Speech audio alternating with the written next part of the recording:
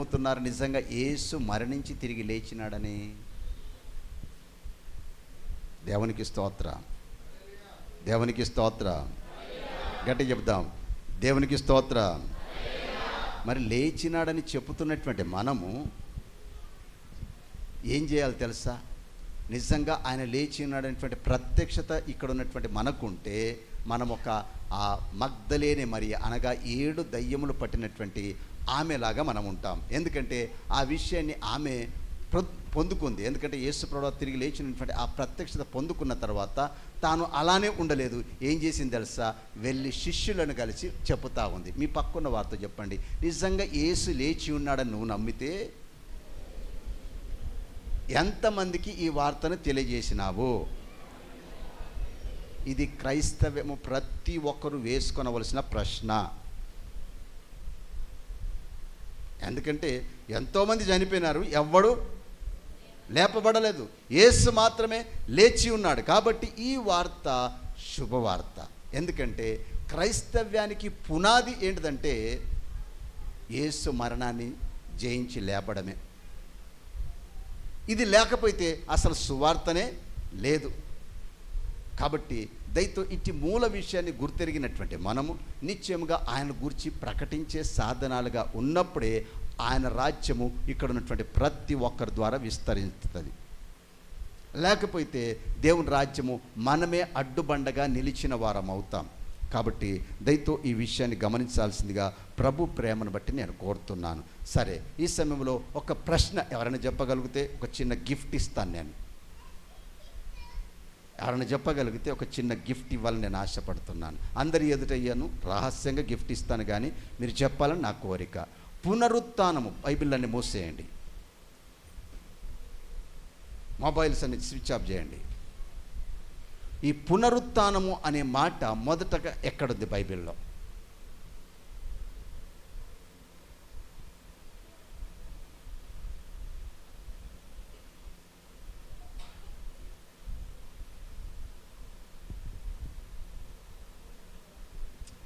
ఏం బ్రదర్, ఎన్ని సంవత్సరాల బైబిల్ పట్టుకొని అని అడగండి. సిస్టర్స్ అడగండి, బ్రదర్స్ అడగండి. ఇన్ని సంవత్సరాలుగా ఈ బైబిల్ పట్టుకొని తిరుగుతూ ఉన్నాం. మరి ఈ పునరుత్థానం అనే మాట నువ్వు ఆగు. ఇక పాస్టర్ అమ్మ గారు చెప్పింది, నేనేం చెప్పాలా? పాస్టర్ అమ్మ గారు చెప్పేసింది. ఆమె దగ్గర ఏ యాప్లు ఉండవు, టక్కన కొట్టి చూడడం ఇదంతా ఏముండదు. పరిశుద్ధ గ్రంథంలో మనం పాత నిబంధనలో ఎక్కడ పునరుత్థానం అనే మాటనే కనబడదండి. పునరుత్థానం అనే మాటనే కనబడదు. కేవలము మత్తయి శుభవార్తలో అది ఆరంభం కనబడుతూ ఉంటుంది. పాస్టమ్మ గారు ఏమన్నారు? ఏ అధ్యాయం అన్నారు? 23లో మాత్రమే ఆ పునరుత్థానం అనే మాట కనబడుతుంది. చూడండి దయతో, పరిశుద్ధ గ్రంథంలో పునరుత్థానం అనే మాట మొదటగా కనబడేది ఎక్కడ తెలుసా? కేవలం మత్తయి శుభవార్తలోనే. అది యేసు ప్రభువు వారి బోధలోనే మొదటగా వచ్చింది. మీరు గమనించవచ్చు. అది హల్లెలూయా 23వ వచనం అనుకుంటాను, మేబీ. మత్తయి శుభవార్త 22-23లో ఉంటుంది. చూడండి, ఇది మొదటగా మనకు కనబడుతుంది. అందులోనే దాదాపుగా ఒక 3-4 సార్లు ఆ పునరుత్థానం అనే మాటను అదే అధ్యాయంలో పదే పదే ఆయన చెప్పడం మనం గమనిస్తాం. సరే, మరొక ప్రశ్న, మరి చివరిగా ఎప్పుడు కనబడుతుంది ఈ పునరుత్థానం అనే మాట?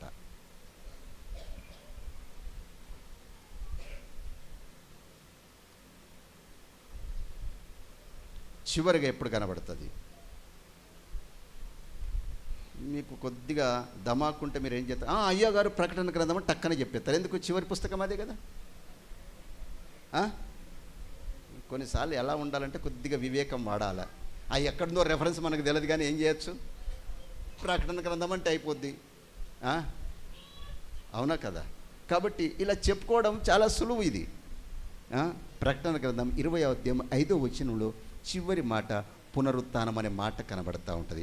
అయితే పాత నిబంధనలో పునరుత్థానం అనే మాట ఉండదు, కానీ విమోచకుడు లేదా విమోచన అనే మాటలు మనకు చాలా కనబడుతూ ఉంటాయి. అది నిర్గమకాండంలో విమోచన గురించి కనబడుతూ ఉంటుంది.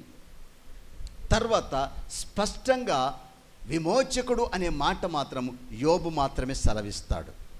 యోబు మాత్రమే అనగా దాని అర్థం కూడా నేను ఉదయకాల సమయంలో గమనిస్తూ ఉన్నాను. ఆ తెలుగు బైబిల్ తర్వాత ఇంగ్లీష్ ఇతర తర్జుమాల్లో గమనిస్తే ఆ యోబు మాత్రమే ఆ పునరుత్థానపు అనుభవం గురించి మొదటగా మాట్లాడుతున్నట్టుగా మనం గమనిస్తూ ఉన్నాం.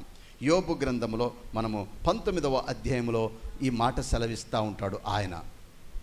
యోబు గ్రంథం 19వ అధ్యాయంలో ఈ మాట మొదటగా కనబడతా ఉంటుంది. చదువుతారా? 25వ వచనం.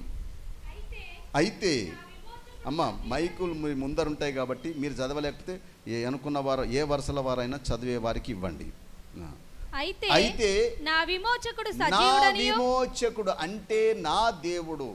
ఆయన ఎలాంటి వాడు తెలుసా? సజీవుడని. విమోచన, దానికి నేను ఇంగ్లీష్ పదంలో గమనించినట్లయితే రిజర్రెక్షన్ అనే మాట అక్కడే కనబడతా ఉంటుంది. అసలు అంటే దాని అర్థం కూడా పునరుత్థానం. ఇందాక 2 మాటలు అడిగేసరికి మీరు కొద్ది కన్ఫ్యూజ్ అయినారు. అసలు ఈస్టర్ అన్నా లేకపోతే రిజర్రెక్షన్ అన్నా మరణించి తిరిగి లేపబడిన అనుభవం, దాన్నే పునరుత్థానం అని అంటా ఉన్నాం. 2 పదాల అర్థం సేమే. కాబట్టి దయతో మనం కన్ఫ్యూజ్ కావాల్సిన అవసరం లేదు అనే విషయాన్ని మీకు గుర్తు చేస్తున్నాను. దేవునికి మహిమ కలుగును గాక. కాబట్టి ఈ సమయంలో ఇక్కడ చాలా జాగ్రత్తగా గమనించండి. మనం సంవత్సరాలుగా ఈ యొక్క మాటను గమనిస్తాం. అయితే ఈ పునరుత్థానం అనే మాట క్రొత్త నిబంధనలోనే దాదాపుగా 34 సార్లు రాయబడిందండి. 34 మార్లు ఈ మాట రాయబడింది మనకు తెలుగు బైబిల్లో అయితే. కాబట్టి ఈ యొక్క మాటలు మనము గ్రహించి దానికి అనుగుణమైనటువంటి ఆధ్యాత్మికతలో కొనసాగడం మనకు ధన్యకరము, దీవెనకరం. హల్లెలూయా. నేను త్వరగా చెప్పడానికి ఇష్టపడతాను, ఎందుకంటే సమయంలో నేను చెప్పవలసిన మాటలు నిన్న ముగించాలి గనక. ఒకటి, ఇందాక పాస్టర్ గారు కూడా కొన్ని మాటలు చెప్పినారు. పాస్టర్ గారు కూడా పునరుత్థానం అనగా ఈస్టర్ యొక్క విషయాలు కొన్ని మన మధ్యలో పంచుకున్నారు. అయితే నేనేమంటానంటే ఈ సమయంలో యేసు ప్రభువారు మరణించి తిరిగి లేచిన తర్వాత సాధారణంగా గుడ్ ఫ్రైడే సందర్భంలో యేసు సిలువలో పలికిన మాటలు చెప్తూ ఉంటారు కదండి. అందరు మౌనంగా ఉన్నారు, వాస్తవమేనా? ప్రపంచమంతా కూడా ఎక్కువ శాతం గుడ్ ఫ్రైడే ఆరాధనలో ఎక్కువ దేని గురించి మాట్లాడుకుంటారు? యేసు సిలువలో పలికినటువంటి అమూల్యమైనటువంటి ముత్యాలతో కూడినటువంటి మాటలుగా ఆ 7 మాటల్ని ఎక్కువగా చెప్పుకుంటూ ఉంటారు. అయితే ఈ సమయంలో యేసు పునరుత్థానుడైన తర్వాత పలికిన ఒక 5 మాటలు మీకు గుర్తు చేస్తాను, ఎక్కువ వద్దు. యేసు పునరుత్థానుడైన తర్వాత పలికిన మాటలు రాసుకోదలుచుకున్న వారు మరణం వేదనలతో అనుభవిస్తూ ఆ కల్వరి సిలువలో పలికినటువంటి 7 మాటలు ఉన్నాయి. 7 మాటలు ఇందులో కూడా ఉన్నాయి, కానీ నాకు సమయం లేదు. అసలు 3 అవుతాయో మరి 2 అవుతాయో నాకు తెలియదు. కానీ 5 మాటలు అయితే నేను రాసుకొని మీ ఎదుట నిలబడినాను. 5 మాటలు అయితే నేను రాసుకొని నిలబడ్డాను. ఇంకా చాలా మాటలు మాట్లాడినాడు. అసలు సందేశమే ఉంది. మీరు యోహాను సువార్త 20 కానీ 21లో కానీ, తర్వాత మనము ఇక లూకా సువార్త 24లో గమనించినట్లయితే గొప్ప సందేశమే ఉంది. ఎవరితో? ఎమ్మాయి సహోదరులతో. ఇలా మనం గమనించుకుంటూ వెళ్తే చాలా మాటలు ఉన్నాయి. కానీ సిలువలో పలికిన స్పష్టమైనటువంటి 7 మాటలు కనబడతాయి. ఇక్కడ అనేక మాటలు కనబడతాయి, అంటే గొప్ప సందేశాలు ఉన్నాయి. కానీ వాటి జోలికి వెళ్లకుండా అందులో ముఖ్యమైన ఒక 5 మాటలు ఈ మధ్యాహ్న కాల వేళ మీకు గుర్తు చేయాలని ఆశపడతా ఉన్నాను. కాబట్టి దయతో శ్రద్ధాశక్తులతో ఈ మాటలు గమనించాల్సిందిగా ప్రభు ప్రేమను బట్టి కోరుతున్నాను. యోహాను సువార్త మొదటి మాట, యోహాను సువార్త 20వ అధ్యాయము 15వ వచనము ఈ విధంగా రాయబడింది. యేసు, అమ్మా ఎందుకు ఏడ్చుచున్నావు? ఎవరిని వెదుకుచున్నావు? అందరు చెప్పండి, ఎందుకు ఏడుతున్నావు? ఏడుపు అనేది ఆడళ్ళకి వస్తుందని చాలామంది చెప్పుకుంటారు, అవునా? కానీ ఏడుపు అందరికీ వస్తుంది పరిస్థితుల బట్టి కదండి. అయితే ఇక్కడ పలుకుతున్నటువంటి మాట ఏంటి తెలుసా? అమ్మా ఎందుకు ఏడ్చుచున్నావు? ఏసేమంటా ఉన్నాడు? నేనంటాను, ఈ మధ్యాహ్న కాల వేళ ఈ మాట వినుచుండగా నీవు ఏ పరిస్థితిని బట్టి ఏడుస్తున్నావో నాకు తెలియదు. కొద్దిమంది బయటకు చెప్పుకోలేకపోవచ్చు, అంతరంగంలో బలమైన దుఃఖము వేదన కలిగి ఉంటారు. అయితే అలాంటి దుఃఖముతో బాధతో ఉన్నటువంటి నీ కొరకే యేసుప్రభుల వారు ఈ దినాన ప్రశ్నిస్తున్నాడు. అమ్మా లేకపోతే అయ్యా, ఎందుకు ఏడుస్తున్నావు, ఎందుకు ఏడుస్తున్నావు అనే ప్రశ్న ఈ సమయంలో నిన్ను సంధిస్తున్నాడనేటువంటి విషయాన్ని నువ్వు గ్రహించుదువుగాక. ఈ పునరుత్థానపు దినపు అనుభవంలో దేవుడు నిన్ను మొదటగా ప్రశ్నించే ప్రశ్న ఏంటి తెలుసా? నువ్వు ఎందుకు ఏడుచుచున్నావు, ఎందుకు ఏడుతున్నావు? నేను అంటాను, ఈ సమయంలో నాకు ఏడుపే రాదన్న వారు ఎవరైనా ఉంటే చెప్పండి.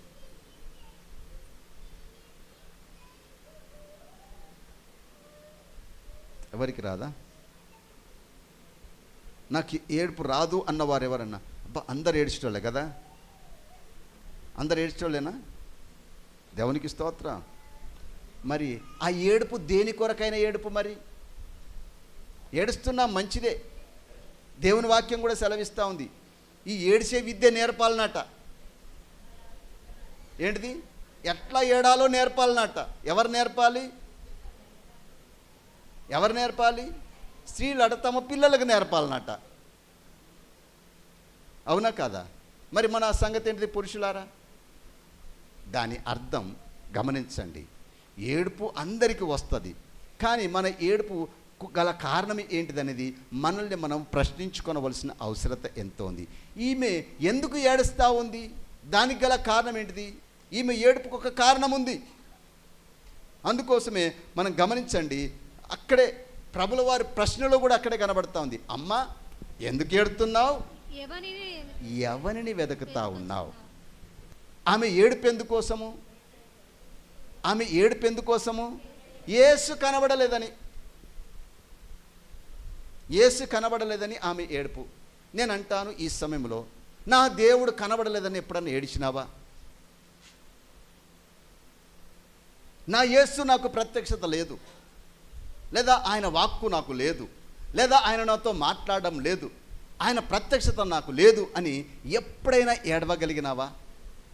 అలా ఏడిస్తే నిజమైనటువంటి పశ్చాత్తాపంతో కూడినటువంటి మారు మనసు నీ జీవితంలో జరుగుతుంది. అలా ఏడని కారణంగానే ఏదో భక్తిలో కొనసాగుతున్నాం, పై భక్తి అంటాను నేను దాన్ని, పై భక్తి అని అంటాను. కారణము ఆ భక్తిలో కొనసాగుతున్నాం, కానీ మన ఏడుపు సరైన ఏడుపు కాదు. అయ్యో ప్రవ్వా, నువ్వు నాకు కనబడకపోతివి. ఎందుకు? ఆమెకున్న ఆశ, ఆమెకున్నటువంటి కోరిక ఏంటిది? ఆమె అసలు సరే ఆ దినాల్లో యూదులకున్న విధానం వింతైన విధానం. మీ పక్కున్న వారితో చెప్పండి, నీకున్న విధానాలు కూడా వింతగా ఉండాలని చెప్పండి. నిజంగానే యూదుల యొక్క విధానాన్ని మనం గమనిస్తే ఈ లోకస్తుల విధి విధానాలకు పూర్తిగా వ్యతిరేకంగా ఉంటుంది, పూర్తిగా వ్యతిరేకంగా ఉంటుంది. విన్నారండి? అందుకోసమే ఈ యూదుల యొక్క విధానాన్ని ఆచరించడము ఇప్పుడున్నటువంటి మనకు చాలా కష్టం, చాలా కష్టం. కానీ నిజమైన యూదులంగా మనం యేసుప్రభుల వారిని వెంబడిస్తే ఇవన్నీ చాలా సులువు, ఇవన్నీ చాలా సులువు. విన్నారా? అందుకోసమే మనము ఆత్మీయ యూదులుగా ఈ లోకంలో వర్ధిల్లవలసిన వారము ఉన్నాం. దేవునికి మహిమ కలుగును గాక. గట్టిగా చేతులెత్తి చెప్దాం హల్లెలూయా. మనము ఆత్మీయ యూదులుగా మనం ఉండాలి. యూదులకు ఉన్నటువంటి విధానం ఏంటిదో తెలుసా? యూదులకున్న విధానం ఏంటి తెలుసా? ఎవరైనా చనిపోతే వారు ముందుగానే, చనిపోకముందే బతికి ఉండగానే రాతిలో వారు సమాధిని తొలిపించుకునేవారంట. ఒక రకంగా మన భాషలో చెప్పాలంటే చచ్చిపోకముందే సమాధి పెట్టి రెడీ చేసుకోవాలన్నట్టు. అర్థం కాలే? చచ్చిపోకముందే ఏం రెడీ చేసుకోవాలి? సమాధి పట్టి రెడీ చేసుకోవడమే కాదు, స్థలం కూడా సిద్ధం చేసుకోవాలి, స్థలం కూడా సిద్ధం చేసుకోవాలి. ఎందుకు? అది చాలా సులువు మనకు. అంతెందుకండి, మన ప్రాంతంలో ఒక ఆయన ఏం చేసినాడు తెలుసా? తానే నేను సజీవ సమాధిని అవుతా అని చెప్పేసి సమాధిలో దిగిపోతే ఏం చేసినాడు తెలుసా? ఆయన అరే నాయన ఇప్పుడే జావకు అని చెప్పేసి ఆయన ఆ సమాధి నుంచి బయటకు తీసినారు. ఆయన ఆరాధించిన వారు కూడా ఇక్కడ ఉన్నారు, నాకు తెలుసు. ఆయన ఆరాధించిన వారు కూడా ఇక్కడ ఉన్నారు నాకు తెలుసు, ఒకప్పుడు, ఇప్పుడు కాదు. విన్నారా? కాబట్టి ఏది ఏమైనప్పటికీ ఇక్కడ చాలా జాగ్రత్తగా గమనించాలి. మనము నిజంగానే మన కొరకు సిద్ధపాటు ఏమైనా ఉందా ప్రశ్నించుకోవాలి మనం. ఎందుకంటే యూదులకున్న విధానము ఎందుకంటే యేసుప్రభుల వారిని సమాధి చేయడానికి ఒక గొప్ప వ్యక్తి ముందుకు వచ్చినాడు, తెలుసు కదా మీకు. ఈ చీరలు కూర్చున్న స్త్రీలు ఎవరు చెప్పరా?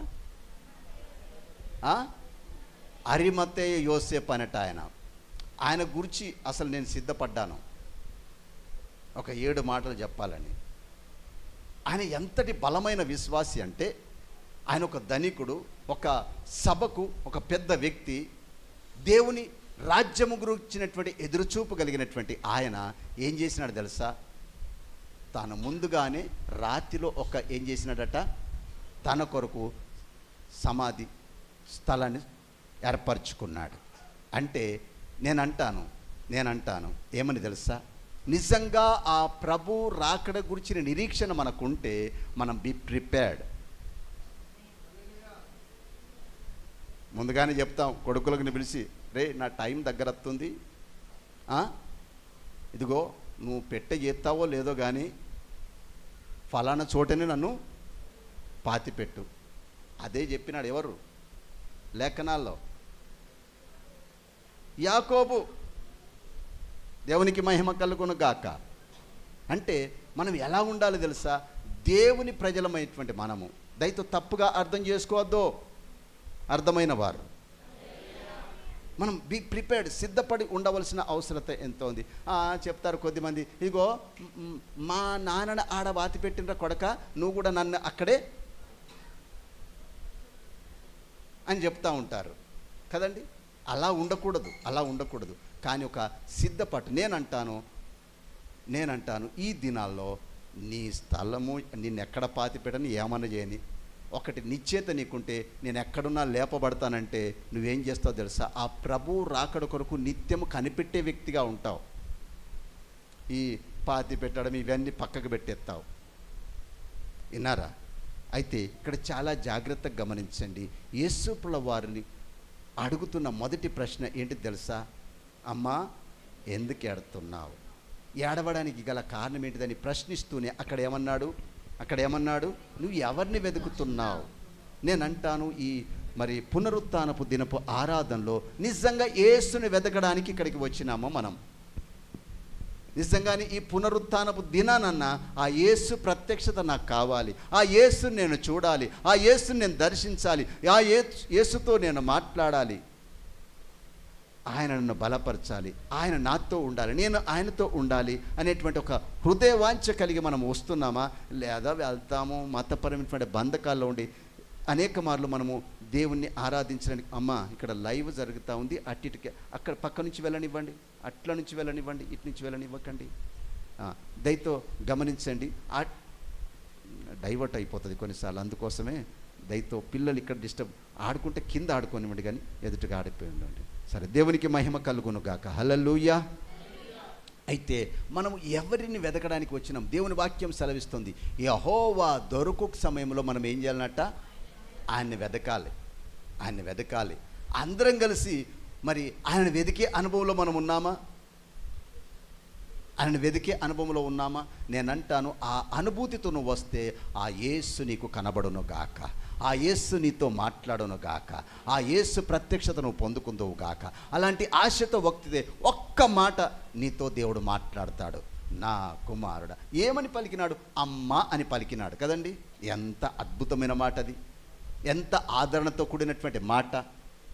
కాబట్టి దయతో ఈ సమయంలో గమనించండి, నిజంగా ఎదురు చూపుతో నువ్వు ఒకవేళ ఈ స్థలానికి వస్తే దేవుడు నిన్ను దర్శిస్తాడు, దేవుడు నీతో మాట్లాడతాడు. బయటకు వెళ్ళిన తర్వాత ఫ్రెండ్స్గా మనం మాట్లాడుకుంటే, ఈ దినాన పునరుత్థానపు ఆరాధన క్రమానికి వెళ్ళినావు, ఈస్టర్ సండేలో పాలిబాక్స్లో అయినావు, దేవుడు ఈ దినానే ఏమైనా మాట్లాడిండా అంటే ఏమైనా చెప్పగలుగుతున్నామా? చెప్పండి, చెప్పగలుగుతున్నామా? అక్కలు, అన్నలు, తమ్ములు, చెల్లెళ్ళు ఉన్నారా ఇక్కడే? చెప్పగలుగుతున్నామా? ఇతరులు ప్రశ్నిస్తారు, అన్యజనులు ప్రశ్నించవచ్చు, లేకపోతే నీ తోటి విశ్వాసులు ప్రశ్నించవచ్చు. గుడికి వెళ్ళినావు, ఏం సంగతి, ఏం విన్నావు, దేవుడు నీతో ఏం మాట్లాడినాడు? ఎంతమంది నమ్ముతారు ఇక్కడ మాట్లాడేది దేవుడని? అందుకోసమే చాలామంది పుల్పిట్లో ఏమని రాస్తారు తెలుసా? స్పీక్ గాడ్ అని రాస్తారు. ఇది ఇక్కడ నుంచి దేవుని స్వరం వెలువడతా ఉంటుంది. అందుకోసమే ఆ మాటలు మనం ఏం చేయగలిగిన స్థితిలో ఉండాలి. ఆ మాటల కొరకు మనం ఇక్కడికి రావాలి. ఆయన మాటలు నన్ను ఆదరిస్తాయి, బలపరుస్తాయి. అంతేగాని ఏదో ఇలా వస్తాం ఇలా వెళ్తాం అన్నట్టుగా రావద్దు. మీ పక్కన్న వారితో చెప్పండి, అసలు ఎందుకు వచ్చినావు? హల్లెలూయా. ఎవరన్నా బలవంతం చేసిండ్రని అడగండి. పాస్టర్ గారు గిట్ట రమ్మని బలవంతం చేసిండ్రా?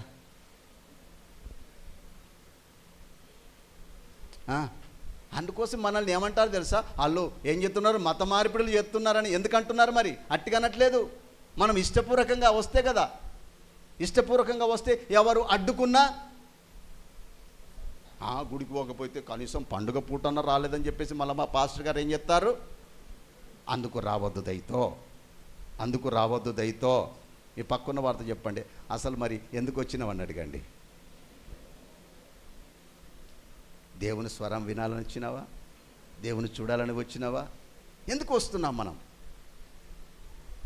సంగమా, అందుకోసమే ప్రభు ప్రేమను బట్టి కోరుతున్నాను. నీ పరిస్థితిని బట్టి నువ్వు ఏదో ఒక దుఃఖంలో, బాధలో ఉన్నావు. అందుకోసమే దేవుడు నిన్ను పలకరించడానికి వచ్చినాడు ఈ స్థలమందు. నమ్మినవారు అవును ప్రభా, నా పరిస్థితులన్నిటి బట్టి నేను కృంగిపోయినాను, వేదనతో దుఃఖముతో ఉన్నాను, అసలు ఎవరికి చెప్పుకోలేను. నా స్థితిగతులను ఎరిగినవాడు నువ్వు ఒక్కడవే, నా బాధని ఎరిగినవాడు నువ్వు ఒక్కడవే అని ఒకవేళ నువ్వు నిజమైనటువంటి ఆ ఆసక్తితో వస్తే దేవుడు నీతోనే మాట్లాడతాడు. అమ్మా, అన్న, అక్క, తమ్ముడు అని ఏం చెప్తాడు తెలుసా? ఇందాక పాస్టర్ గారు చెప్పినారు కదా, ఫలానైనా మనకు పెద్దన్న అవుతాడు, ఫలానైనా మనకు పెద్దన్న అవుతాడు, ఫలానా వాళ్ళు మనకు తమ్ముళ్ళు అవుతారు అని చెప్పినారు కదా. మరి ఆ బంధుత్వంలో నువ్వు కొనసాగాలంటే దేవుడు నిన్ను ఎదురు చూస్తావు. నిన్ను పలకరించాలని ఆయనకు ఆశ, నిన్ను పలకరించాలని ఆశ. నువ్వు విన్నా వినకపోయినా నిన్ను పలకరించాలని ఆశ. కాబట్టి ఆ దేవుని మాట కొరకు, లేకపోతే దేవుని ప్రత్యక్షత కొరకు మనము దైవ సన్నిధికి రావాల్సిన అవసరత ఎంతో ఉంది. ఈ పునరుత్థానపు దినాన ఆయన పలికే మొదటి మాట ఏంటి తెలుసా? నువ్వు ఎందుకు ఏడుతున్నావు? ఏ పరిస్థితిని బట్టి? అప్పులు ఎక్కువ అయిపోయా, అనారోగ్యం ఎక్కువ అయిపోయా, లేకపోతే భర్తని బట్టా, భార్యని బట్టా, పిల్లల్ని బట్టా, ఏ స్థితిగతులను బట్టి? అయ్యో నాకు పని పాటలు లేవు, నాకు రకరకాల సమస్యలు ఉన్నాయి, ఆ పరిస్థితిని బట్టి నువ్వు ఏడుస్తున్నావా? అయితే దేవుడు ఈ దినాన్ని నిన్ను ప్రశ్నిస్తూ ఉన్నాడు. నీ ఏడుపు ఎందుకో? నీ ఏడుపు ఎందుకో? అక్కడే ప్రశ్నకు సమాధానం కనబడుతుంది. ఏమని? ఎవరిని వెతుకుతున్నావు? ఎవరిని వెతుకుతున్నావు? ప్రశ్న అక్కడే ఉంది, చెప్పండి. సమాధానం అక్కడే మనకు కనబడతా ఉంది. దేవునికి మహిమ కలుగును గాక. కాబట్టి నువ్వు ఏ పరిస్థితిని బట్టి ఏడ్చుకుంటూ ఈ సమయంలో ఇక్కడికి వచ్చినావో నాకు తెలియదు. కానీ ఒకవేళ నేనేమంటానంటే, చూడండి, ఇక్కడ ఒక ఆదరణకరమైనటువంటి మాట మనము కలిగి ఉండడానికి వస్తాం. ఎందుకంటే లోకములకు వెళ్తే ఏముండదండి? లోకములకు వెళ్తే ఏముంటుంది? మనము మన ఇంటికి వెళ్తే, లేకపోతే మన సమాజంలోనికి వెళ్తే రకరకాల మాటలు మాట్లాడేవారు ఉంటారు కదండి. ఇక తప్పుగా అర్థం చేసుకోకండి. కొద్దిమంది అన్నడం నేను విన్నాను, అదే మీ ఎదుట చెప్తా ఉన్నాను. ఆ గుడికి పోతే ఎవరు మంచోళ్ళు ఉన్నారని చెప్పండి. గుడికి పోతే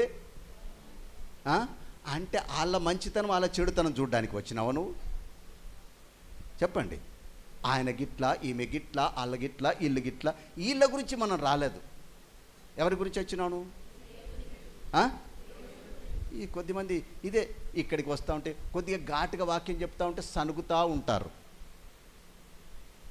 ఇక సనిగే వాళ్ళ గురించి నేను చెప్పను ఏమైపోయినరో అరణ్యములో.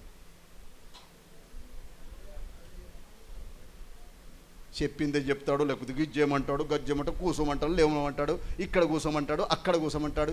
ఈ ప్రతి దానికి ఏముంటుంది తెలుసా? చెప్పండి. సనిగి ఎక్కువ మంది చచ్చిపోయినరట. మీరు లేఖనాలు చాలా జాగ్రత్తగా గమనించండి. సనుగుడితోటి చచ్చిపోయినరా ఎక్కువ మంది, లేకపోతే తినుడితోటి చచ్చిపోయినరా? మీరే చెప్పండి.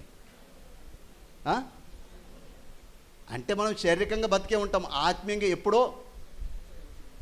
అందుకోసం మీ పక్కన్న వారి భుజం దగ్గర చెప్పండి, సనగకు, చాలా డేంజర్ అని చెప్పండి.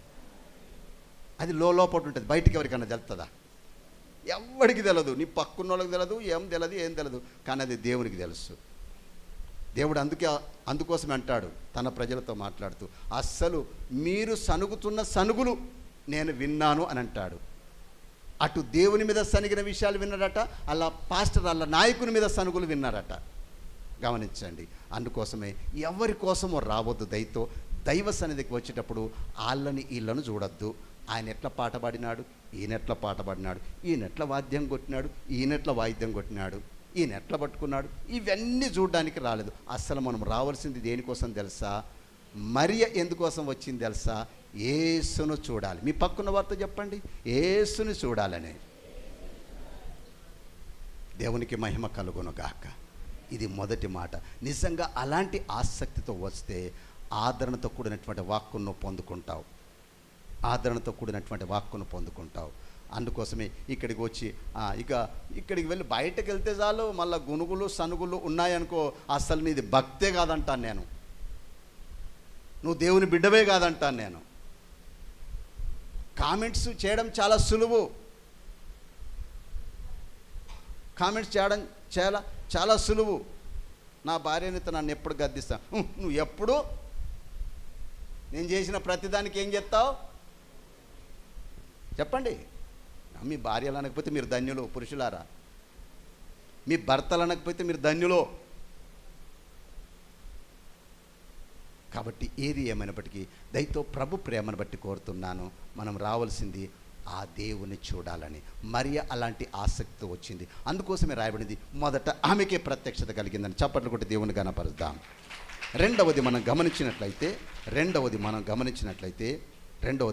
అక్కడ యోహాను సువార్త 20వ అధ్యాయంలో 19వ వచనములో ఆదివారం అందరు చెప్పండి, ఆదివారం అని చెప్పండి గట్టిగా. ఇవాళ ఆదివారమేనా? మరి గట్టిగా చెప్తలేరేంటిది? అందరు చెప్పండి, ఇవాళ ఏం వారం? ఆదివారానికి ఉన్న ప్రత్యేకత బైబిల్లో చాలా ఉన్నాయండి. అందుకోసమే మీ పక్కన వార్త చెప్పండి, ఆదివారం ఎక్కడున్నా గుళ్ళో ఉండాలని చెప్పండి. ఎక్కడుండాలి? కొద్ది సమయమైనా ఎక్కడ గడపాలి? దేవుని సన్నిధిలో గడపాలి. సరే, ఇప్పుడు వచ్చే ప్రభుత్వాలు ఆదివారం మార్చినా ఏదో ఒక నియమం జరుగుతుంది, ఆ దినాన్ని దైవ సన్నిధిలో ఉందువుగాక.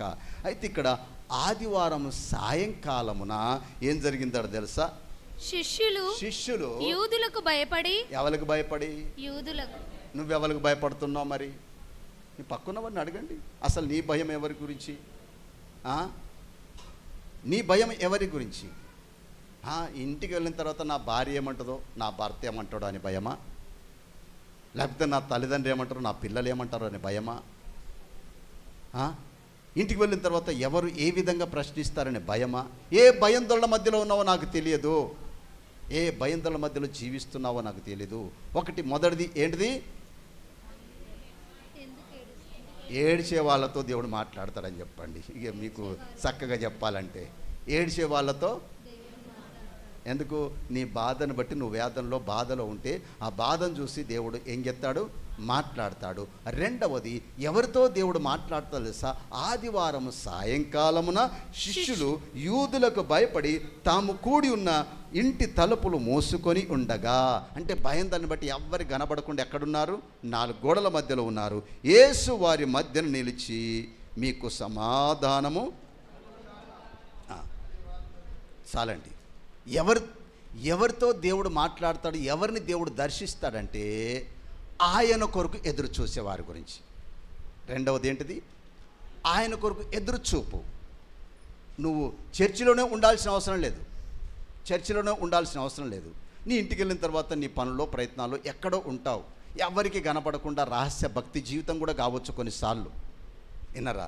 ఎందుకంటే మనకున్నటువంటి సమాజంలో ఉన్నటువంటి పరిస్థితులను బట్టి నీ భక్తిలో నువ్వు వాళ్ళ వీళ్ళకు భయపడి నీ భక్తిని కొనసాగిస్తూ ఉంటావు. అయితే ఆ భయంతో కూడినటువంటి స్థితిలో ఆ ప్రభు కొరకు నిశ్చయముగా ఎదురు చూస్తే ఆ ప్రభు నిన్ను దర్శించబోతా ఉన్నాడు. ఎదురు చూపు కలిగినటువంటి వారు అంటే ఒక రకంగా నేనేమంటానంటే దీన్ని ఎదురు చూపు అంటే ప్రభు కొరకు వెయిటింగ్ అంటే ఏమంటారండి? నేను అంటే ఆ ఇంగ్లీష్ బైబిల్లో మరొక తర్జుమాలో గమనించినట్లయితే వెయిట్ చేస్తూ ఉన్నారట. శిష్యులందరూ కలిసి ఆ గదిలో ఏం చేస్తూ ఉన్నారు? వేచి ఉన్నారట, వెయిటింగ్. అలాంటి వారి మధ్యలోనికి ప్రభుల వారు ప్రత్యక్షమైనట్లుగా మనం గమనిస్తూ ఉన్నాం. రెండవది, కాబట్టి మరి నువ్వు నిజంగా ఎవరి కొరకు వేచి ఉంటున్నావు? నీ ఎదురుచూపు ఎవరి కొరకు? ఎదురుచూపు ఎవరి కొరకు? ప్రభు వస్తాడని ఎదురుచూప. ఎందుకంటే ఆ జరిగిన పరిస్థితిని బట్టి భయం ఉందని రాయబడింది. ఎందుకంటే యూదుల శిలువకు అప్పచెప్పినారు, ఘోరమైన మరణాన్ని అప్పచెప్పినారు, ఆయన చనిపోయినాడు, పాతిపెట్టబడినాడు. ఇక వాళ్లకు ఆధారం లేదు, భయందోళన మధ్యలో ఉన్నారు. బయటకు వెళ్తే యూదులు ఇంకా యేసుని హింసించిన దానికంటే మించి హింసిస్తారు అనేటువంటి చెప్పి భయందోళన మధ్యలో కొట్టుమిట్టాడుతున్నటువంటి స్థితిగతుల్లో ఆ శిష్యులందరూ ఉన్నారు. అయితే ఆ దినాన వారి మధ్యలోనికి ప్రత్యక్షమై వెంటనే యేసుప్రభుల వారు ఏమంటున్నారు తెలుసా? మీకు సమాధానము కలుగునుగాక, సమాధానము కలుగునుగాక. అంటే ప్రభువు కార్యాల కొరకు నువ్వు ఎదురు చూస్తే ఆయన నీతో మాట్లాడడానికి ఇష్టపడుతున్నాడు. ఎవరి కొరకు ఆయన చూస్తున్నాడు? నీవు ప్రభు కార్యాల కొరకు ఒక కనిపెట్టే స్థితిగతుల్లో ఉంటే నిశ్చయముగా ఆయన నీతో మాట్లాడతాడు. ఏంటా మాట? మీకు సమాధానము కలుగునుగాక. ఎందుకు? మీలో ఉన్నటువంటి భయం తొలగిపోవాలి. భయం మధ్యలో ఉన్నటువంటి వారితో మీరు గమనించవచ్చు. ఇందాక పాస్టర్ గారు చెప్పినట్టు అసలు ఈ మరియ కూడా భయపడతా ఉంది. మరియతో పాటు ఇంకొక స్త్రీ ఉంది. ఎవరు? సలోమి కదండి, ఆమె కూడా ఉంది. కానీ తర్వాత ప్రత్యక్షత మాత్రం మరియకే కలిగినట్టుగా గమనిస్తాం. నేను అనుకుంటాను ఈ మరియ ఏమో తోక వెనక నారాయణ అంటారు చూడండి. లోకంలో సామెత చెప్తా ఉన్నాను. నేను గుడికి పోతున్నా అంటే నేను కూడా వస్తానంటారు చూడండి. ఇప్పుడు అబ్రాహ్మణ దేవుడు వెళ్ళమంటే నేను వెళ్తున్నా అంటే ఎవరు వచ్చిండ్రు? అగో అట్లా వచ్చేటోళ్ళు ఉంటారు కొద్దిమంది.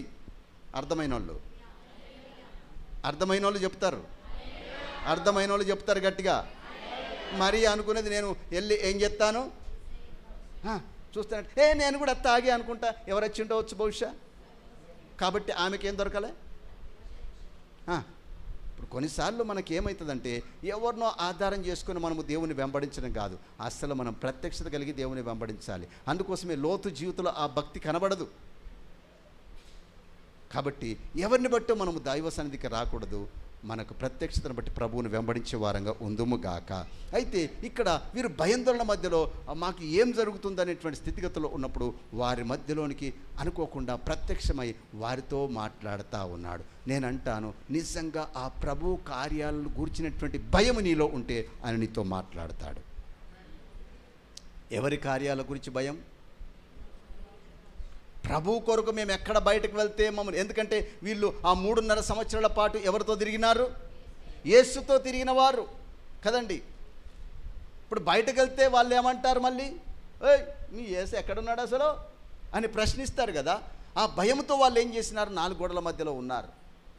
అంటే ప్రభు కార్యాల్లో పాలిభాగస్తులై ఆ ప్రభును గురించి ఏం చెప్పాలి, ఏమిటి అనేటువంటి, ఎందుకంటే తమను నడిపించిన నాయకుడు తమతో పాటు లేనిటువంటి ఆ స్థితిని జీర్ణించుకోలేక భయాందోళన మధ్యలో ఉన్నట్టున్న స్థితిగతుల్లో ఆ ప్రభు వారు చూస్తున్నటువంటి సమయంలో వారిని దేవుడు దర్శించినాడు. నేను అంటాను, నువ్వు ప్రభువుని వెంబడిస్తూ అయ్యో వాళ్ళేం ప్రశ్నిస్తారో వీళ్ళేం ప్రశ్నిస్తారో అనేటువంటి స్థితిగతుల్లో భయాందోళన మధ్యలో కొట్టుమిట్టాడుతూ ఉంటే ఆ దేవుడు నిన్నే దర్శించునుగాక, నీతో మాట్లాడునుగాక, నీకున్నటువంటి భయాందోళన స్థితిగతులు తొలగించునుగాక, నీకు సమాధానము కలగచేయునుగాక. హల్లెలూయా. మూడో మాట లూకా శుభవార్త 24. లూకా శుభవార్త 24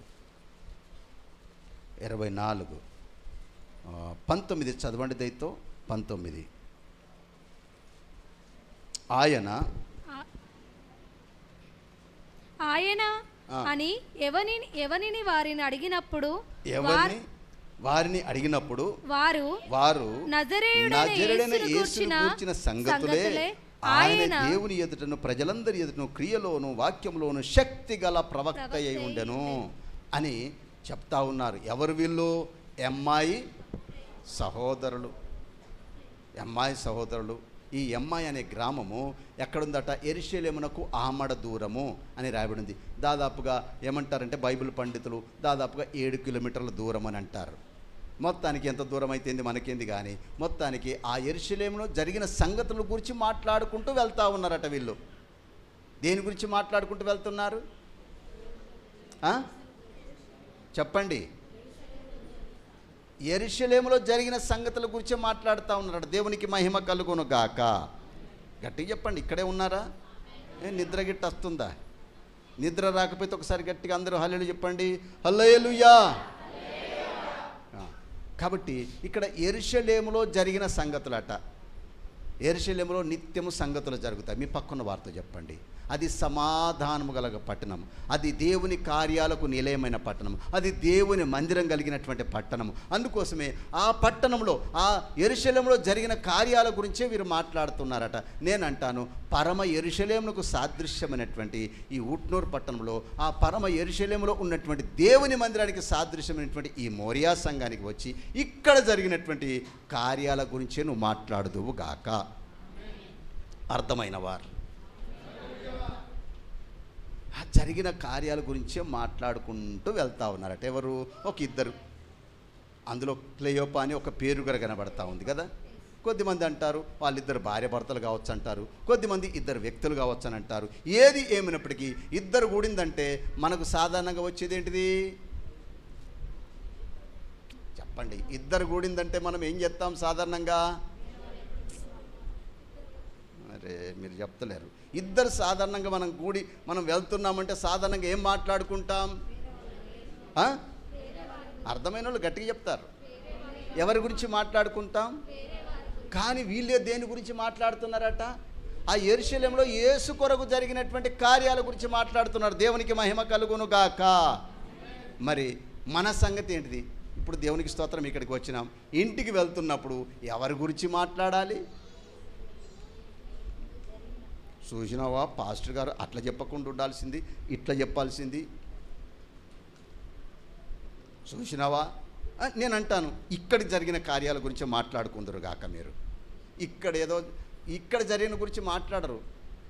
అయ్యో అక్క, అసలు ఎండాకాలం వచ్చింది, మిరపకాయలు కొడదాం, మిరపకాయలు దొరుకుతాయా లేదా అన్నాళ్ళు అంటారు. అవును, ఇలా పండుగ, మళ్ళీ మటన్ కాడ పెద్ద లైన్ ఉంటుంది, పొద్దుగాల తేలేదు, ఇప్పుడన్నా దొరుకుతుందా లేదా? అది భార్య భర్తలే కావచ్చు, ఎవరైనా కావచ్చు. వెళ్తున్నప్పుడు ఏం మాట్లాడుదురు గాక మీరు?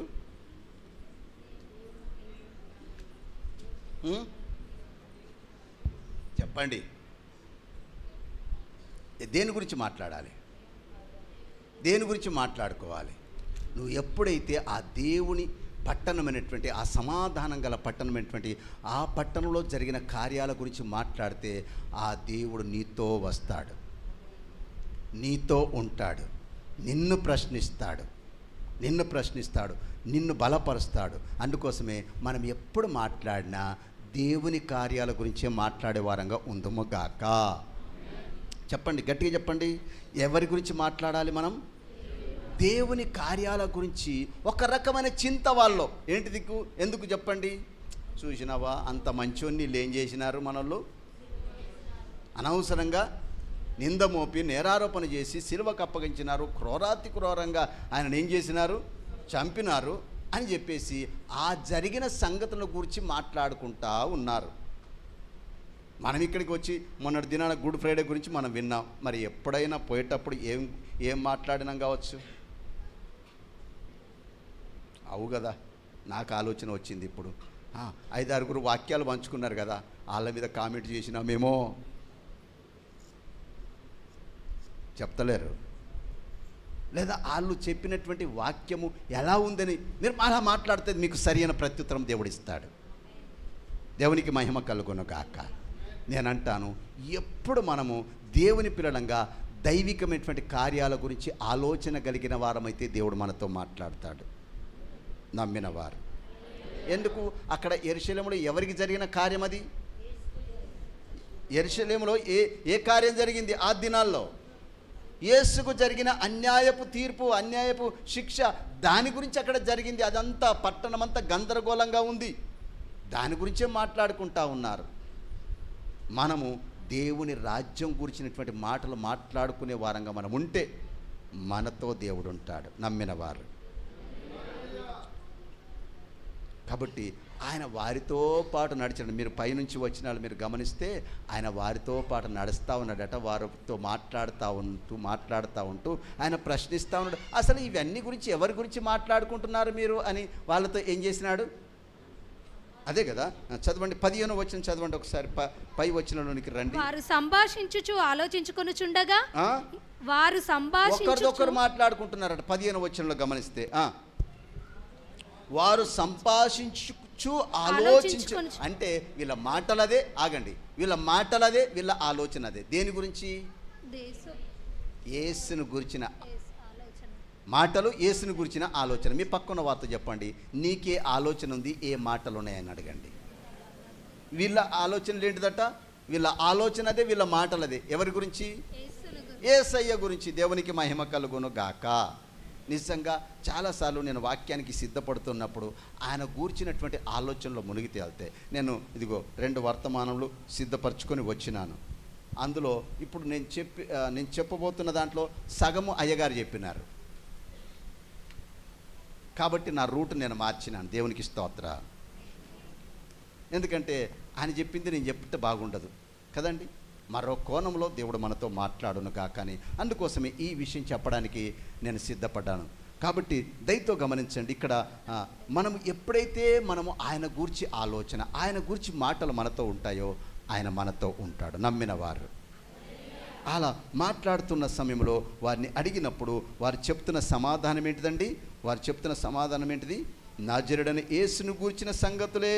ఆయన దేవుని ఎదురున్న ప్రజలందరి ఎదురున్న క్రియలోను వాక్యములోను శక్తి గల ప్రవక్త అయి ఉండెనని చెప్తా ఉన్నారు. చెప్తా ఉంటే వారితో మాట్లాడుతూ ఉన్నారు. కొంత దూరం నడవగానే నువ్వు మాతో కూడా ఉండమంటే వాళ్ళతో కూడా ఉన్నాడు.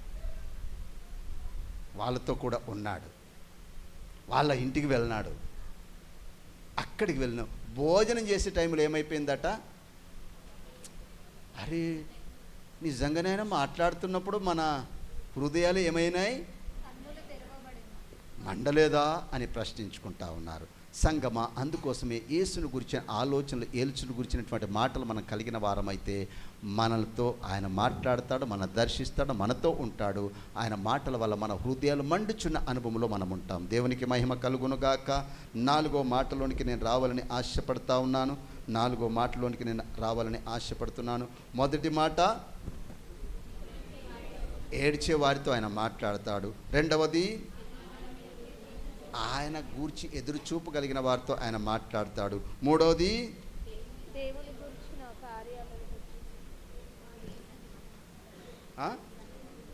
చెప్పండి, ఆయన గురించి ఆలోచిస్తూ ఆయన గురించి మాట్లాడుతూ ఉంటే ఆయన నీతో వస్తాడు, నీతో మాట్లాడతాడు. రైట్, ఆయన కార్యాల గురించి మాట్లాడేవారితో. తర్వాత యోహాను సువార్త 20వ అధ్యాయంలోనికి మళ్ళీ వద్దాం. యోహాను సువార్త 20వ అధ్యాయంలోనికి మళ్ళీ వద్దాం. 27. తరువాత తోమాను చూచి, నీ వ్రేలు ఇటు చాచి నా చేతులు చూడుము, నీ చెయ్యి చాచి నా ప్రక్కలో ఉంచి అవిశ్వాసివి కాక విశ్వాసివై ఉండుమనెను. అందుకు తోమా ఆయనతో, నా ప్రభువా, నా దేవా అనెను. యేసు నీవు నన్ను చూచి నమ్మితివి, చూడక నమ్మిన వారు ధన్యులని అతనితో చెప్పెను. చాలండి. ఇక్కడ ఎవరితో ఆయన మాట్లాడతాడు తెలుసా? ఎవరితో ఆయన మాట్లాడతాడు? ఎవరు చెప్పినా వినకుండా. ఎందుకంటే ఈ 12 మంది శిష్యుల్లో ఈయన ఒక్కడు కదండి, తోమా. ఒకడైతే ఉరేసుకొని చచ్చిపోయినాడు, మనందరికీ తెలిసిన వాళ్ళు.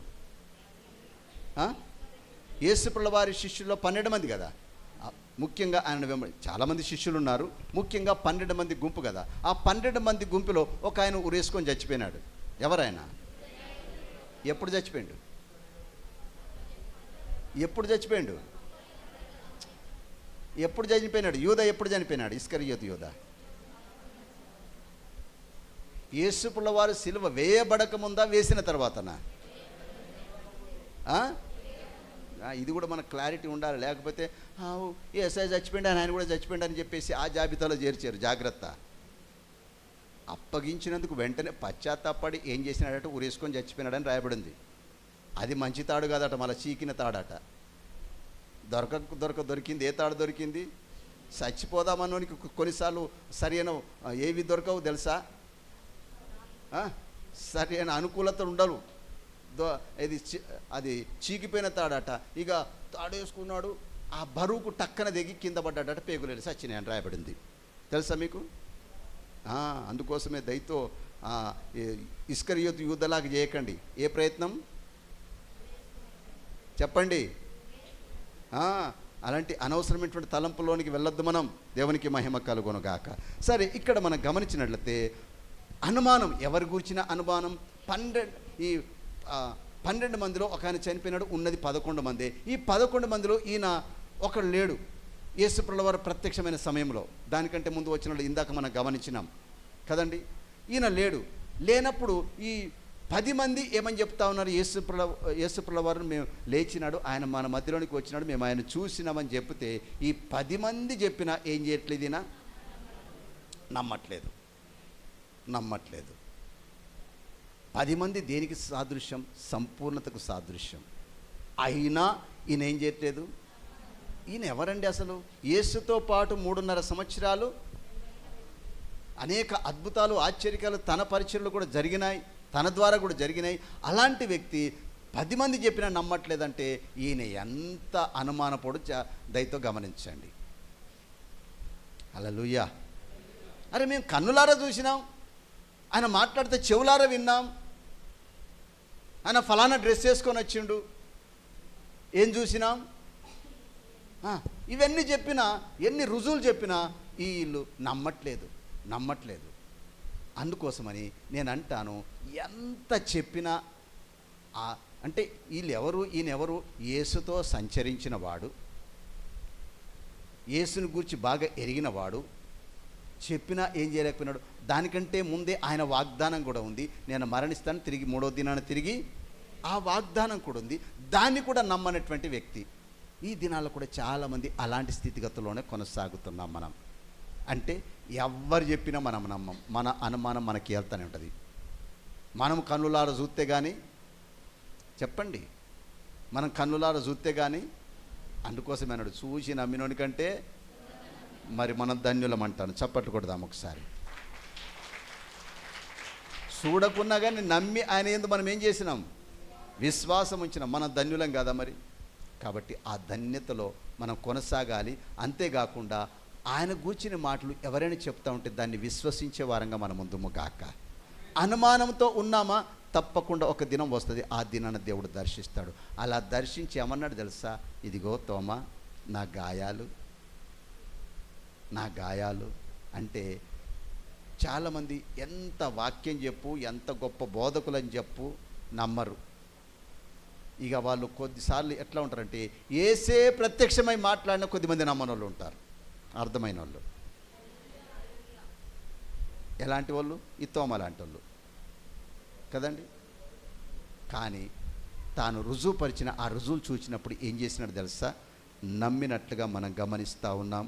నమ్మినట్లుగా తర్వాత ఆయన చాలా పశ్చాత్తాపడ్డాడు. అయ్యో, నా ప్రభుల వారు నాతో మాట్లాడినప్పుడు కూడా నేనేం చేయలేకపోయినాను, నమ్మలేకపోయినానని. కాబట్టి అంటే ఇక్కడ అనుమానాలతో, లేకపోతే ఎవరు చెప్పినా విననొల్లని స్థితిగతుల్లో ఉన్నటువంటి వారు, చెప్పినా వినకుండా డౌట్లో ఉన్నటువంటి వారితో దేవుడు మాట్లాడేవాడు ఉన్నాడు. చివరిది మాట చెప్పి నేను ముగిస్తాను. 21వ వచనం, 21వ అధ్యాయం, దయతో క్షమించండి. యోహాను సువార్త 21వ అధ్యాయం. మీరు మొదటి నుంచి ఇక అవన్నీ చదివి వినిపించడానికి మనకు సమయం లేదు, కానీ 1వ అధ్యాయం నుంచి మనము చదువుతూ ఉంటే మనకు అర్థమవుతాం. 1వ వచనం నుంచి 21వ అధ్యాయం 1వ వచనం నుంచి మనం చదువుతూ ఉంటే మనకు అర్థమవుతుంది. యేసుప్రభుల వారు ఒక పని అప్పచెప్పినాడు ఆయనకు.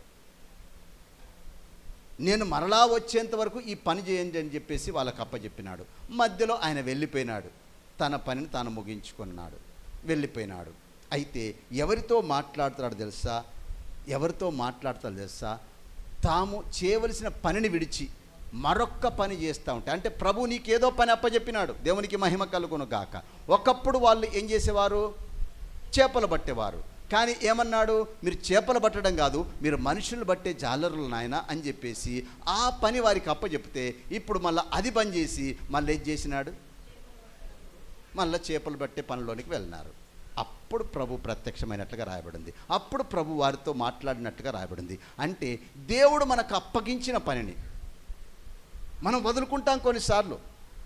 దేవుడు నీకు ఒక బాధ్యత అప్పచెప్తాడు. అది సంఘంలో కావచ్చు, ఎక్కడన్నా కావచ్చు. మీరు అనొచ్చు కేవలం యేసు ప్రభువు శిష్యులకే. లేదు లేదు లేదు లేదు ఇక్కడ ఉన్నటువంటి ప్రతి ఒక్కరు విశ్వాసాన్ని నమ్మిన వారు. మనకొక బాధ్యత, కొన్ని ఆజ్ఞలు ఉన్నాయి. ప్రార్థన చేయాలి, వాక్యం చదవాలి, దేవుని స్తుతించాలి, ఆరాధించాలి. ఇవి క్రమము తప్పకుండా మనం చేస్తే దేవుడు మనల్ని దర్శించే దేవుడు అయినాడు. ఎందుకంటే అది మన బాధ్యత. మనము నిత్యము దేవుని ఘనపరిచే వారమై ఉన్నాం. ఎలా? మనకున్నటువంటి బాధ్యత. మనం ప్రార్థన చేయాలి. చేస్తున్నామా? చేయకపోతే అందుకోసమే పదే పదే ఎందుకు పాస్టర్ గారు కొవ్వొచ్చి అడుగుతూ ఉంటాడా? ఎందుకు మీరు ప్రార్థన చేసుకోలేదని? దేవుని వాక్యం అది. దేవునికి మహిమ కలుగును గాక. ప్రతిసారి ప్రశ్నించడానికి, ప్రతిసారి వాక్యం చదివినావా, ప్రార్థన చేసుకున్నావా ఎందుకు అడుగుతాడు? అది ప్రభు మనకి నేర్పినటువంటి విధానం. దీన్ని మర్చిపోయి మరొక్క పనిలో నువ్వు ఎన్ని రకాల పనులు ఉన్నా ఈ బాధ్యతను ఒక విశ్వాసిగా నువ్వు మర్చిపోయి ఉంటే దేవుడు పదే పదే నేను దర్శిస్తూనే ఉంటాడు. మీ పక్కన వార్త చెప్పండి. ప్రార్థన చేయకపోయినా, వాక్యం చదవకపోయినా, దేవుని స్తుతించకపోయినా, దేవుని గురించి సాక్ష్యం ఇవ్వకపోయినా, దేవుని కార్యాల్లో పాలిభాసులు కాకపోయినా దేవుడు నీతో మాట్లాడుతూనే ఉంటాడు. హల్లెలూయా. ఎందుకంటే దేవుడు వాళ్ళకి ఆ యేసు ప్రభువు వారు అప్పగించిన బాధ్యత అది. దాన్ని మరిచి వీళ్ళు ఏం చెప్తున్నారు? మళ్ళీ నువ్వు చేయవలసిన విధి ఒకటి ఉంది. నువ్వు ఏ కార్యాల్లో ముందుకు కొనసాగినా అప్పగించిన పనుల్లో నమ్మకస్తులుగా నువ్వు ముందుకు కొనసాగాలి. ఆ బాధ్యతను మరిచి నువ్వు ఏ కార్యాల్లో ముందుకు వెళ్ళినా దేవుడు నిత్యము నీతో మాట్లాడుతూనే ఉంటాడు. నీ మనస్సాక్షి నేను గద్దిస్తూనే ఉంటుంది. ఇలా పాస్టర్మ్మకు లేవగానే కొద్దిగా పనులు ఉంటాయి కదా, అయ్యో నేను ఇలా వాక్యమే చదవలేదని ఇదైపోయి మళ్ళా తర్వాత ప్రార్థన అయిన తర్వాత మళ్ళీ కొద్దిసేపు పనులు ముగించిన తర్వాత వచ్చి అప్పుడు బైబిల్ కూర్చున్నది. ఎందుకు కూర్చున్నది? దానికి గల కారణం ఏంటిది? మనస్సాక్షి గద్దించింది. అందరు చెప్పండి. మనలో ఉన్న సాక్షి, మనస్సాక్షి అటది. ఎవ్వరు చెప్పరు నీకు అంటా ఉంటుంది. చూసినావా నువ్వు ఇలా ఉపవాసం ఉండమంటే ఏం చేసినావు? ఉపవాసం ఉండమంటే నువ్వేం చేసినావు ఇలా అంటాడు దేవుడు. నిన్ను ఇలా సాక్ష్యం చెప్పమంటే నువ్వేం చేయలేదు, చెప్తలేరు. దేవుని ఆత్మ నిన్ను గద్దిస్తూ ఉంటుంది. ఇలా నిన్ను గుడికి వెళ్ళమంటే నువ్వేం చేసినావు? ఊరికి వెళ్ళినావు. దేవుని ఆత్మ నిన్ను ఏం చేస్తూ ఉంటుంది? అలా ఎప్పుడైనా జరిగిన వారు, ఆ అనుభవాలు ఉన్నవారు, నేను అంటాను ఇక్కడ ఉన్నటువంటి ప్రతి ఒక్కరికి అనుభవం ఉంటుంది. కాకపోతే మనస్సు కట, ఈ మనస్సాక్షికి ఏం చేయబడిందట? కొన్నిసార్లు దేవుని ఆత్మ చెప్తూనే ఉంటుంది, నువ్వేంది దేవా చెప్పేది? ఆత్మ చెప్పే సంగతులన్నీ ఏం చెప్తారట వీళ్ళు? చెప్తారు తేలిక, ఇవన్నీ కామన్ అని చెప్పేసి ఈ ఆత్మైన దేవుడు మనతో మాట్లాడుతుంటే ఇవన్నీ పక్కకు పెట్టి తమ సొంత కార్యాల్లో మునిగి తేలుతూ ఉంటారు. ఇక అప్పుడు ఇట్లా పాస్టర్ గారి ద్వారా దేవుడు వాక్యం చెప్పిన బుర్రకెక్కదు. ఇంకా ఏమంటారు, ఇప్పుడు మన భారతదేశంలో గొప్పగా వాడబడుతున్న దైవజనులు ఎంత గొప్ప వ్యక్తులు వచ్చి చెప్పినా మనకు బుర్రకెక్కదు. దేవుడు మనతో మాట్లాడినట్టుండదు, ఏముండదు. చివరికి యేసుప్రభువు వారే ప్రత్యక్షమై, ఇప్పుడు వీళ్ళ సంగతి అదే. మీరు మీరు ఇంటికి వెళ్ళిన తర్వాత చదవండి. ఆయనే ప్రత్యక్షమైనాడు. వాళ్ళందరూ ఏం చేస్తున్నారు? ఒక మాట చదువుతాం. కిందికి చదివితే మనకు అర్థమవుతుంది. నా సమయం అయిపోయింది కానీ నేను కొద్ది నిమిషాల్లో మాటను ముగిస్తాను. చూడండి, వాళ్ళు ఏం చేస్తూ ఉన్నారట? అందరూ ఒక ఆయన అన్నాడు, నేను చేపలు పట్టబోతా అని అంటే వాళ్ళందరూ కూడా వెళ్ళినారు, చేపలు పడతా ఉన్నారు. అయితే 4వ వచనం రాయబడింది, సూర్యోదయమగుచుండగా యేసు దరిని నిలిచెను. అయితే ఆయన యేసు యేసు అని గుర్తుపట్టలేదు. అరే 3.5 సంవత్సరాలు ప్రతిరోజు చూసిన వాళ్ళే కదా ఇల్లు. ఇప్పుడు టైం ఎన్ని రోజులైంది? ఎన్ని రోజులైండవచ్చు చెప్పండి? ఎన్ని రోజులైండవచ్చు? మహా అయితే 4-5 రోజులైంది, లేదా 3వ రోజు అనుకుంటాను బహుశా కదండి. అయితే ఈ 2-3 రోజుల్లోనే వీళ్ళు ఏమైపోయినారు? మనం ఒక వ్యక్తిని ఎప్పుడు గుర్తుపట్టాం? ఒక 10-15 ఏళ్ళు 20 ఏళ్ళ క్రితము ఒకవేళ ఆ చూచిన వ్యక్తిని మళ్ళీ చూడాల్సి వస్తే మనం ఏం చేయలేం. కానీ ఇక ఈ 3.5 సంవత్సరాల పాటు ఆయనతో పాటు తిరిగినారు, కలిసి భోజనం చేసినారు, చెప్పిన పనుల్లో చేసినారు, అన్నీ చేసిన వాళ్ళు 3 రోజులకే మర్చిపోతే ఏమంటారు వాళ్ళను? చెప్పండి. మన వాళ్ళకంటే ఇంకా బాగా ఎక్స్ట్రా. ఎవరికంటే చెప్పండి? యేసుప్రభుల వారి శిష్యుల కంటే ఇంకా ఎక్స్ట్రా అంటాను నేను. అసలు ఇక మనకు ఎప్పుడో చూసినట్ట, నేను ఎక్కడో అసలు ఏంటిది నిన్న చూసి ఇయ్యాల గుర్తుపట్టడానికి మనం ఏమైపుతూ ఉంటాం? తికమక పడతా ఉంటాం కదండి. అలాంటి పరిస్థితుల మధ్యలో ఉన్నప్పుడు మాట్లాడినాడు ఏమని? పిల్లలారా, చదవండి.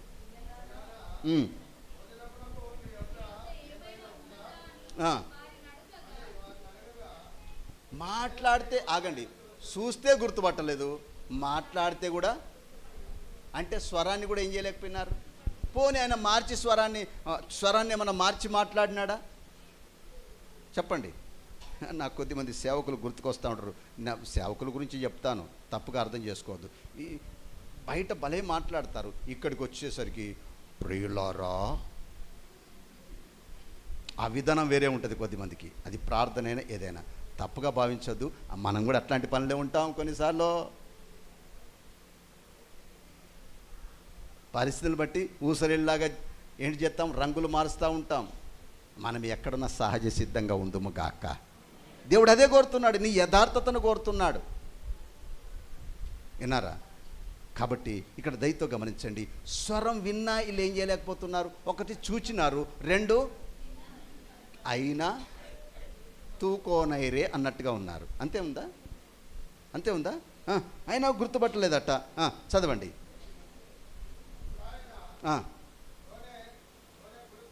కుడి ప్రక్కన వలన వేయుడి, మీకు దొరుకునని చెప్పాను. వారు అలాగు చేసి విస్తారంగా, అప్పుడైనా చెప్పిన పని గుర్తు చేసినప్పుడన్నా వీళ్ళకేం రావాలి?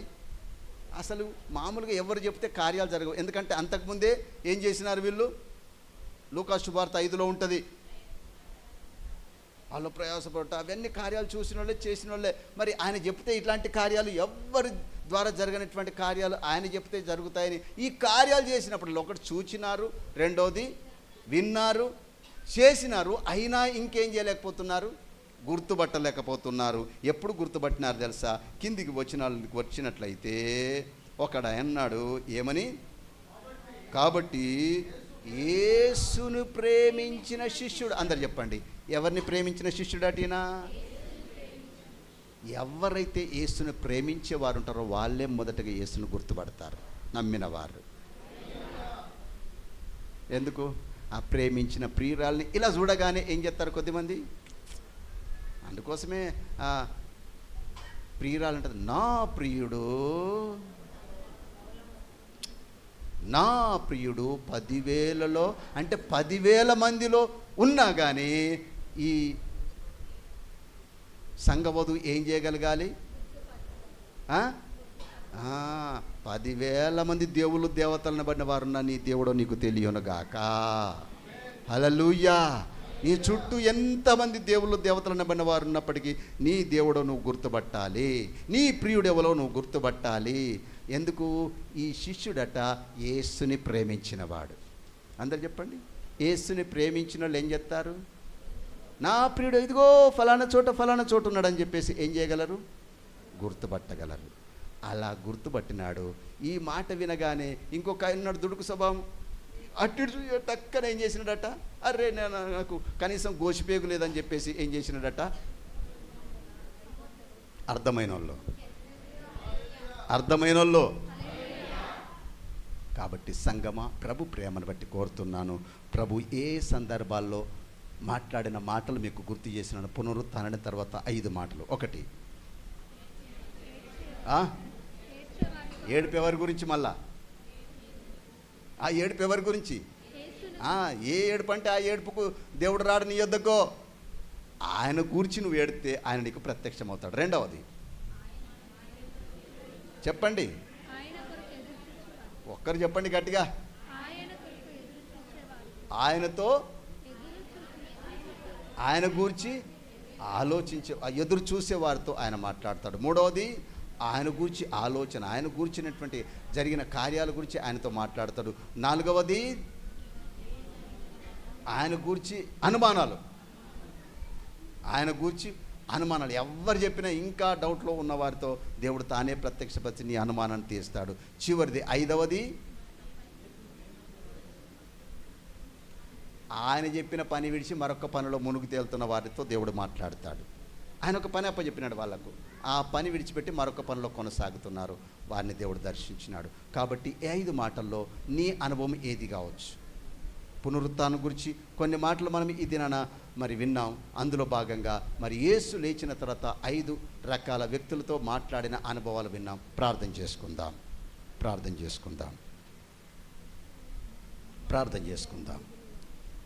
పునరుత్థానం ఏమేం చేస్తుందో మొదటి వర్తమానంలో మనం విన్నాం. 2వ వర్తమానంలో పునరుత్థానుడైనటువంటి యేసు ప్రభువారు పలికినటువంటి ఒక 5 దర్శించినటువంటి ఒక 5 వ్యక్తులు, 5 గుంపులు కలిగినటువంటి వారితో దేవుడు మాట్లాడినాడు. కాబట్టి ఈ సమయంలో ప్రభువా,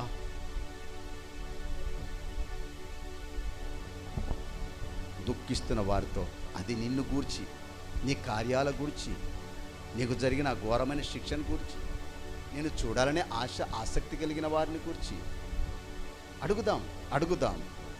నీతో దేవుడు మాట్లాడాలి, దేవుడి ప్రత్యక్షత నీకు కలగాలి అంటే 5 రకాల గుంపులు.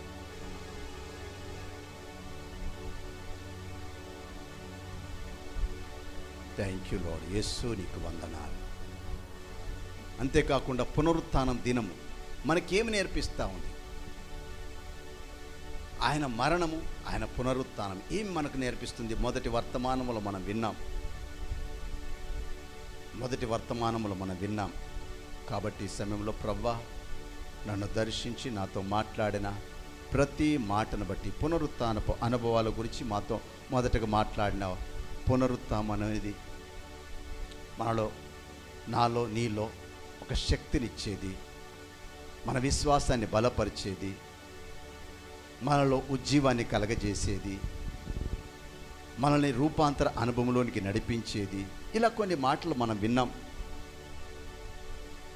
ఆ మాటలకు అనుగుణంగా మన భక్తుకు లేకపోతే మార్చుకుందాం. ఆయన మరణములో తిరిగి లేపబడిలో ఉన్న అనుభవాలు ఏంటిదో మనకు గుర్తు చేసినాడు దేవుడు. కాబట్టి 2 వర్తమానాల ద్వారా దేవుడు నిన్ను దర్శించినాడని, దేవుడు నీతో మాట్లాడినాడని నేను నమ్ముతున్నాను. ప్రభా, విన్న మాటలు వ్యర్థమైపోవడానికి వెళ్ళదు. మా హృదయం అనే పలక మీద అది ముద్రించబడినట్లు నీ కార్యం మా జీవితంలో జరిగించండి రాజా. ప్రభా, ఎవరెవరిని నువ్వు దర్శించే దేవుడవో, ఎవరితో మాట్లాడే దేవుడవో ఈ పునరుత్థాన దినాన మాకు గుర్తు చేసినారు. నీవు పునరుత్థానం తర్వాత 5 రకాల వ్యక్తులతో నువ్వు మాట్లాడినవని.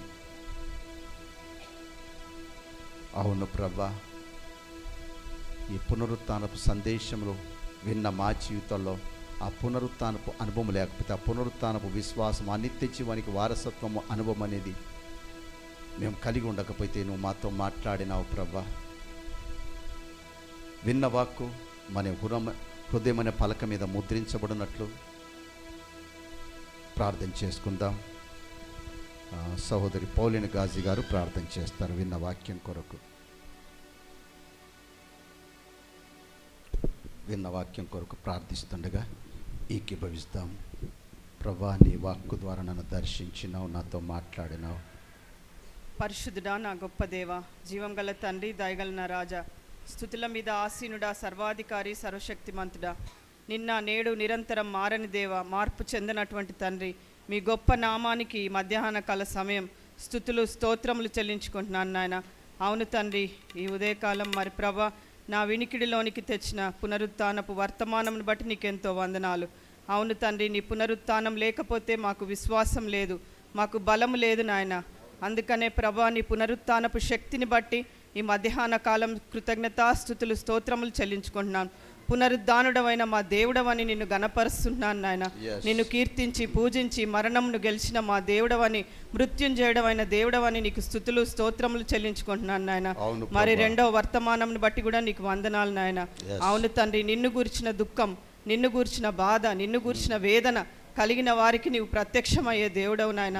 నీవు మాట్లాడే దేవుడవు నాయన. నీకు వందనాలు చెల్లించుకుంటున్నాం నాయన.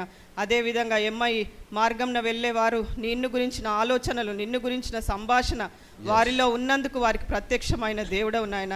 నీకెంతో వందనాలు చెల్లించుకుంటున్నాం తండ్రి. అవును ప్రభా, నీ పనులను వదిలిపెట్టి నిర్లక్ష్యంగా మరి ఒకసారి మరి ప్రభా తమ వృత్తిలోనికి వెళ్ళిన మరి నీ శిష్యులను నీవు దర్శించిన దేవుడవు నాయన. నీకెంతో వందనాలు చెల్లించుకుంటున్నాం నాయన. ఆ విధంగా నాయన నిన్ను గూర్చిన ఆలోచనలు, నీ గురించిన ధ్యానం ఉన్న బిడ్డలకు ప్రభా నీవు ప్రత్యక్షమయ్యే దేవుడవని, మరి ప్రభా ఏడుపు, నిన్ను గురించిన దుఃఖంతో ఉన్న బిడ్డలను నీవు ఆదరించే దేవుడవని నీకెంతో వందనాలు చెల్లించుకుంటున్నాం. వాక్యం చేత నన్ను మమ్మల్ని అందరినీ బలపరిచిన దేవుడవు నాయన. మరి ఒకసారి మీ పునరుత్థానపు శక్తిని మాలో నింపి ఈ స్థలం నుండి మేము వెళ్ళినప్పుడు నాయన మమ్మల్ని బలముతో, నీ ఆత్మతో, నీ దర్శనంతో మమ్మల్ని పంపించవలసిందిగా ప్రార్థిస్తూ నీకే మహిమ ఘనత ప్రభావములు ఆరోపించుకుంటూ ఈ కొద్ది ప్రార్థన యేసు ఉన్నతమైన శక్తి కలిగిన నామం అడిగి వేడుకుంటున్నాను నా పరమ తండ్రి. ఆమేన్, ఆమేన్, ఆమేన్, ఆమేన్. మంచిది, దేవునికి మహిమ కలుగునుగాక. మరి సమయంలో ఒక ప్రత్యేకమైనటువంటి ప్రార్థన చేద్దాం. సహోదరు సంతు రమ్య మన మధ్యలో ఉన్నారు. దయతో